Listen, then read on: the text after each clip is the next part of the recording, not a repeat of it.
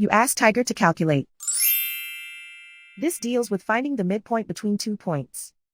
The midpoint between the 2 points is negative 31.5, negative 67.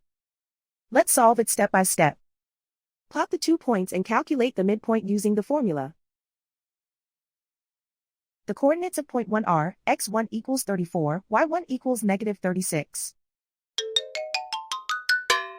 The coordinates of point 2 are, x2 equals negative 97, y2 equals negative 98.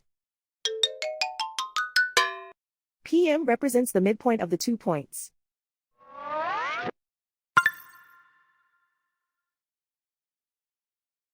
Use the x values in the midpoint formula to find the midpoints x.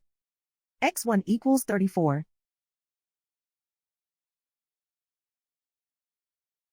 x2 equals negative 97. Simplify the arithmetic.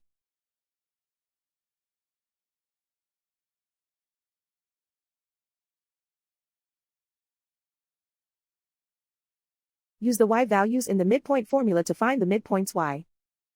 y1 equals negative 36. y2 equals negative 98. Simplify the arithmetic.